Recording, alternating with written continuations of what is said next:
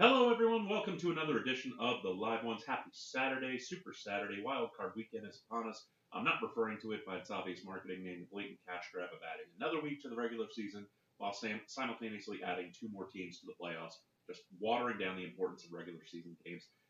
Is it to the extent of basketball and hockey, where they put half the teams in the league into the postseason, don't give anyone any buys, and you regularly wind up with sub 500 teams in the postseason? No, but it's getting close. There was nothing wrong with the way things were, except for the fact that the Dallas Cowboys were always on the bubble of the playoffs, and Jerry Jones didn't like it. Pure and simple. This was the compromise. Jerry wanted a 16-team playoff like the NBA and the NHL with no buys.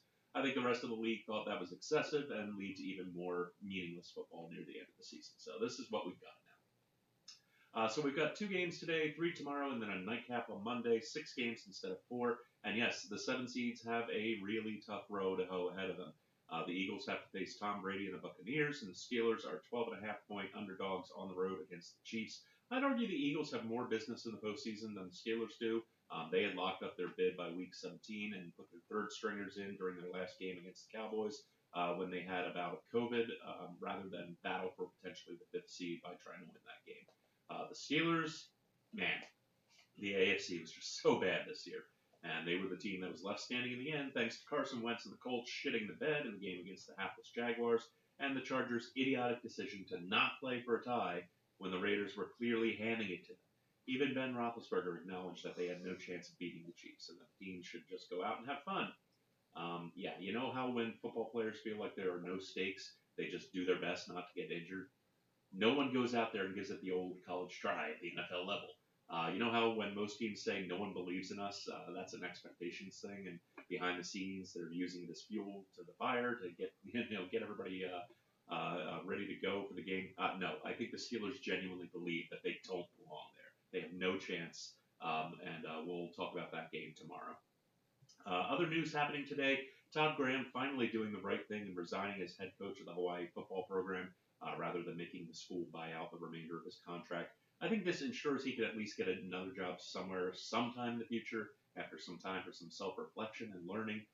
17 of your players entering the transfer portal at once when you're not a Power 5 school is one thing, but when your own son would rather play somewhere else rather than endure the culture of endless verbal player abuse you've allegedly cultivated. That's a pretty damning indictment.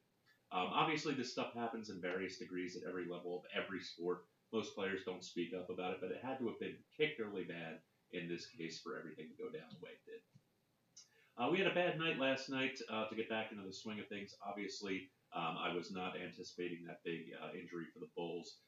They wound up getting absolutely just getting their heads handed to them. We went 1-3 with only the Sixers Celtics over hitting. It's a big Super Saturday of sports, as you can see right over here. We got a lot going on today.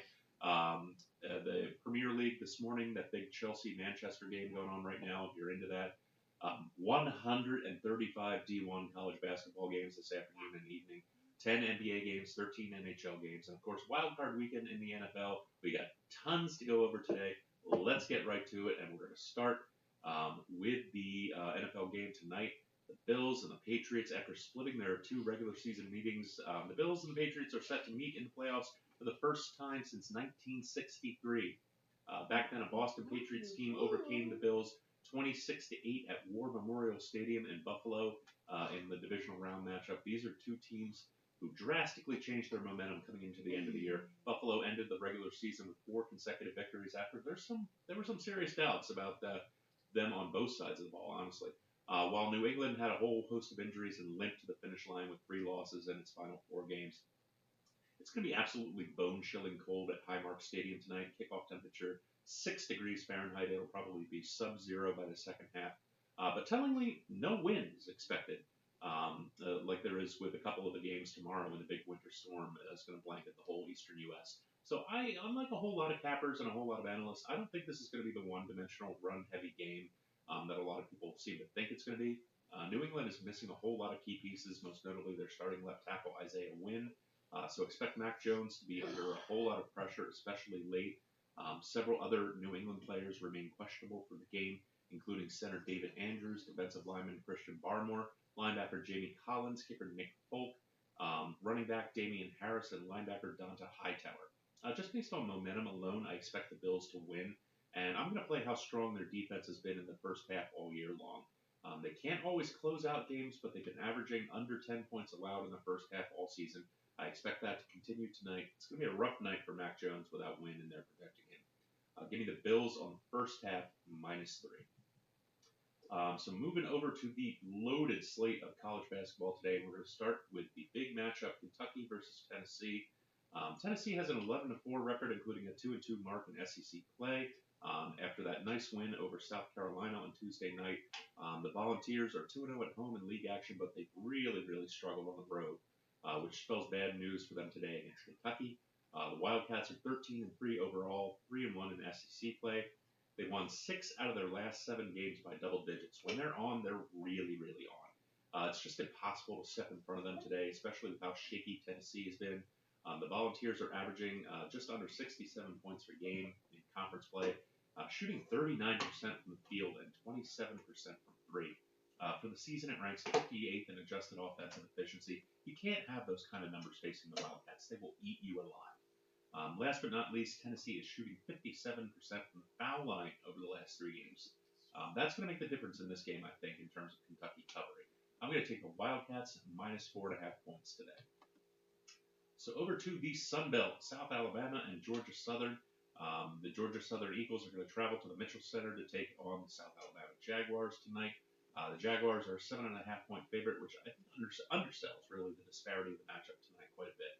Let's just take a look at the best 3-on-3 in this game. That's what I always like to do when we're looking at conferences like the Sun Belt. Give me one team's 3 best against the other team's 3 best. For the Jaguars, they're led by Charles Manning Jr., J.J. Chandler, and Javon Franklin, combined averaging 44 points, 16 rebounds, 3.5 steals, and just shy of 60% from the floor. For the Eagles, we're looking at Andre Sarabazov, Kamari Brown, and Elijah McCadden. Combined 32 points, 15 rebounds, 3 steals, and just over 50% from the floor. So 12 less points a game on significantly less accurate shooting, significantly less efficient. That's a couple of tiers less talent-wise on Georgia Southern's part. South Alabama plays a lightning-quick offense that's going to give the Eagles all kinds of problems. I expect this to be a double-digit victory for the Jaguars tonight, giving South Alabama -7.5 in this spot.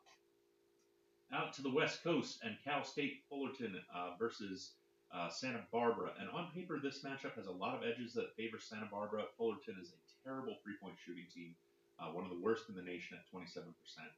The Gauchos, I love that mascot, by the way. The Gauchos are also stacked with rebound machines on defense with Amadou So, Miles Norris, and Josh Pierre-Lewis combining to average 19 rebounds per game. They're also significantly bigger and more physical by far. But with all that I said, I still think you have to make Fullerton a solid favorite here.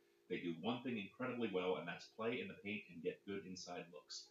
Fullerton shoots 76% from the floor, which leads right into the style of how this game is going to likely develop, as the Gauchos prefer to defend the arc and give up a lot of shots on the inside. If Fullerton can get into their groove and just drain those endless short-range jumpers, spread the ball around like they typically do, I think they're going to win this one easily. I'm taking Fullerton as the 1.5-point home favorite here. I wouldn't hate you if you took the under 136.5 either. I think it's a slow-paced, low-scoring game with a lot of short jumpers today. So that's it for college ball. Let's move on to the NBA.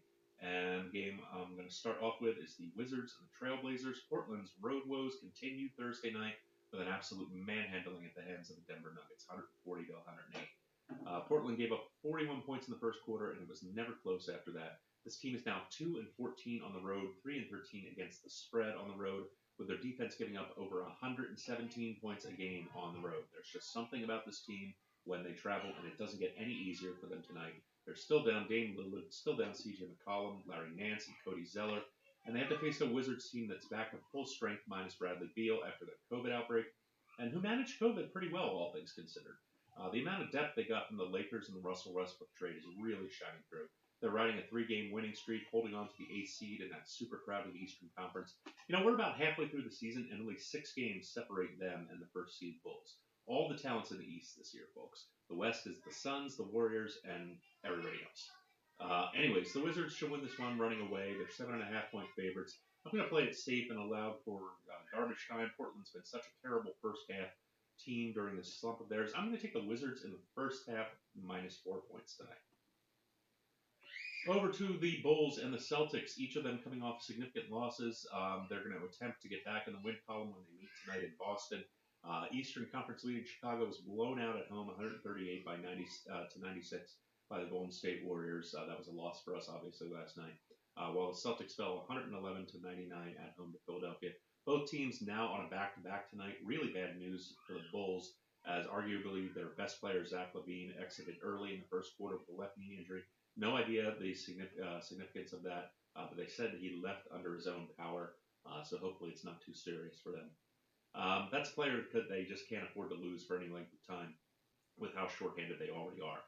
The Bulls are already without guard Alex Caruso, Derek Jones, Javante Green, Tyler Cook, and Patrick Williams. It's a lot of talent to be down. Meanwhile, the Celtics were really missing Marcus Smart on defense last night. The Sixers went off on a 28-4 run to open the game, and it was never close after that. With all the talent out of the game tonight, plus both these teams coming off bad losses and on back-to-backs, I just think there's going to be a lot of tired legs and sloppy shooting tonight.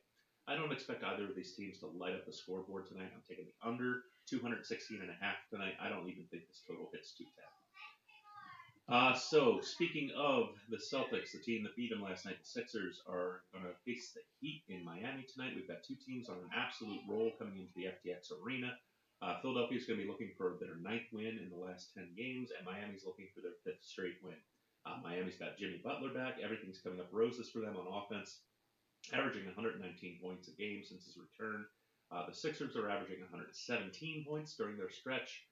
Just draining shots from everywhere on the floor. In the paint, three-pointers, doesn't matter. Now, I do think Miami's defense plays a role in limiting Joel Embiid and containing his scoring a little bit tonight. They've shown they have the ability to do that. I absolutely think the Heat get the Duke tonight at home with how good they've looked on both ends of the court. But still, that total of 210.5, that's way too low. I think at a minimum, you're looking at 215 tonight, maybe even 220. These are two teams that are just killing it on offense lately.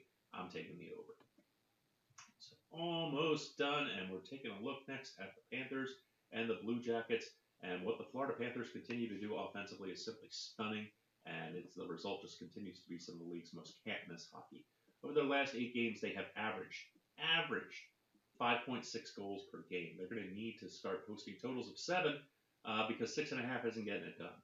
9 out of the last 10 Panthers games have gone over the total, despite the total being 6.5 a lot of the time. With an opponent like Columbus, who's pretty good in terms of offense in their own right, top 12 team in the NHL, there's absolutely no reason to believe that won't continue tonight. Columbus has one of the worst defenses in the NHL, 27th in goals allowed, mainly because they're second to last in terms of shots allowed. Only 2 out of Columbus's last 10 games have gone under the total. This one's automatic for me. Take the over 6.5 goals tonight. And of course, it is Saturday, which means there's a UFC card. The fight that I'm looking at tonight is Rogério Bontorin facing off against Brandon Royval. This fight is rightly expected to be a scrappy one with a lot of action. Bontorin successfully cut weight to get himself back down into the flyweight division after infamously missing weight for his fight against Matt Schnell in May. Brandon Royval is a famously aggressive fighter, sometimes to his detriment, who loves to put pressure on his opponents. He's coming off a couple of tough fights last year, taking on the current champion Brandon Moreno, getting TKO'd in the first round, and most recently coming off a submission courtesy of Alexandra Pantoja. But this should be his type of fight tonight against Bontorin, the Brazilian jiu-jitsu artist who tries to dictate the pace of fights and keeps things controlled. Royval suffers no such compunctions. He'll just come at you and do whatever it is that occurs to him in the moment to do. Striking, grappling, he's good at both. The edge tonight for me is in Bontorin having to cut so much weight. Doing that historically impacts guys' cardio, so I don't expect this fight to last very long. And with that and how aggressive Royval is, I think he just jumps out of the gate and puts a whole lot of pressure on Bontorin. The circumstances favor Royval to win, and he is rightfully listed as the favorite, but it's a good enough price at minus 135 for me to take it straight up. Give me Brandon Royval to win any method. That is going to be it for me. Have yourselves a great Super Saturday. Just chock full of sports today. Everyone bet safe, stay safe. Follow us on Twitter at Live One Sports. Check us out on Roku and Fire TV at the Live Ones. Have a great Saturday, and I will see you tomorrow.